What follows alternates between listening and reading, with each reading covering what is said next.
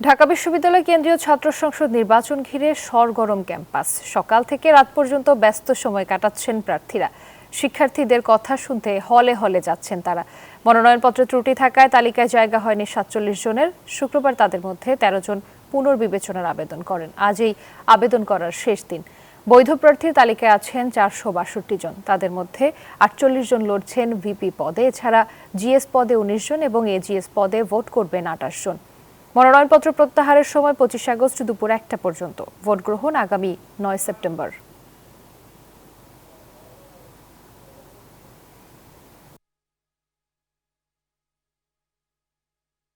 আপনাকে আমি এই মুহূর্তে দাঁড়িয়ে আছি ডাকসু নির্বাচনের চিফ রিটার্নিং কর্মকর্তা কার্যালয়ের ঠিক সামনে।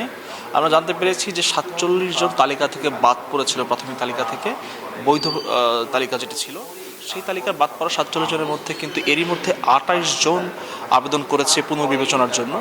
এবং এই বিষয়ে কিন্তু একটি আপিল ট্রাইব্যুনাল তৈরি করা হয়েছে, যেটি কিন্তু কালকে একটি মিটিং বসাবে এবং সেখানে কিন্তু যারা এই আবেদন করেছেন তাদের সেই সমস্যাগুলোকে যাচাই বাছাই করে যাদের মেজর কোনো ভুল থাকবে না তাদেরকে কিন্তু নির্বাচনে প্রার্থিতা করার সুযোগ দেওয়া হবে বলে জানিয়েছেন আমাদেরকে।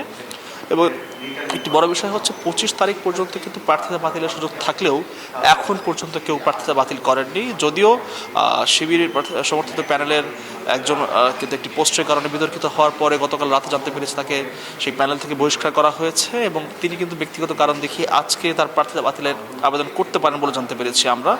এদিকে কিন্তু ক্যাম্পাসের বিভিন্ন জায়গায় দেখেছি আমরা ডাকসু নির্বাচনের বিভিন্ন বিলবোর্ড এবং বিভিন্ন প্যানেলের প্রচারণামূলক পোস্টার রয়েছে। এ বিষয়ে কিন্তু স্পষ্ট নির্দেশ ছিল রিটার্নিং কর্মকর্তার যে কোনো রকম প্রচারণা কিন্তু ২৬ তারিখ পর্যন্ত করা যাবে না। তবে সেগুলো সরিয়ে ফেলতে নির্দেশ দিলেও এখনও পর্যন্ত বিভিন্ন হল থেকে শুরু করে ডিপার্টমেন্টের সামনে কিন্তু সেই বিলবোর্ডগুলো রয়ে গিয়েছে এবং এগুলো বিষয়ে আসলে কী সিদ্ধান্ত নেবে সেটি কিন্তু জানতে পারিনি আমরা। তবে কালকে আমাদেরকে জানানো হয়েছিল যে একটি আনুষ্ঠানিক ওয়ার্নিং ইস্যু করা হতে পারে এসব প্যানেলের জন্য এবং এখান থেকে কিন্তু আসলে এই বিষয়গুলো কিন্তু যাচাই বাছাই চলছে এবং কমিটি কাজ করছে। তো ডাকসু নির্বাচনের সর্বশেষ ছিল আমার কাছে এই তথ্যগুলোই।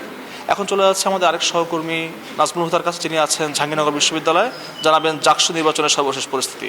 নাজমুল হুদা, ডাকসু নির্বাচনের আবেজ কতটুকু ছড়িয়েছে সেখানে?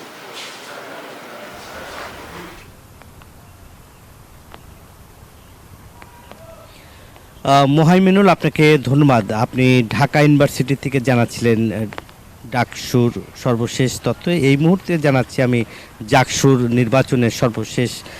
আমি এই মুহূর্তে রয়েছি আমি মুন্নি চত্বরে। আমরা দেখেছি যে এখন যারা প্রার্থীরা কিন্তু যে এই বিভিন্ন হলে এবং বিভিন্ন ডিপার্টমেন্টে গিয়ে কিন্তু এবং যেসব চায়ের আড্ডা এছাড়াও কিন্তু যে হলের বিভিন্ন পয়েন্টে অলিগলিতে কিন্তু প্রার্থীরা আসছেন এবং তাদের কাছে ভোট চাচ্ছেন এবং সেখানে তাদের নিজেদের যে যোগ্যতা সেটা তারা গিয়ে তাদের কাছে বলছেন এবং সে সময় কিন্তু আপনারা দেখতেই পাচ্ছেন যে এখন পর্যন্ত জিএস পদে কিন্তু প্রতিদ্বন্দ্বী মনোনয়নপত্র জমা দিয়েছে ২০ জন এবং ভিপি পদে মনোনয়নপত্র জমা দিয়েছে ২০ জন এবং জিএস পদে ১৫ জন, এজিএস পদে ১৫ জন এখন পর্যন্ত জমা পড়েছে। এছাড়াও আপনারা জানেন যে এই নির্বাচন ঘিরে দীর্ঘ ৩৩ বছর পরে ডাকসুর নির্বাচন হতে যাচ্ছে। এই ডাকসুর নির্বাচন আগামী ১১ই সেপ্টেম্বর কিন্তু ভোট গ্রহণ। এরই মধ্যে চূড়ান্ত ভোটার যে তালিকা সেই ভোটার তালিকা কিন্তু অলরেডি প্রকাশ করেছে।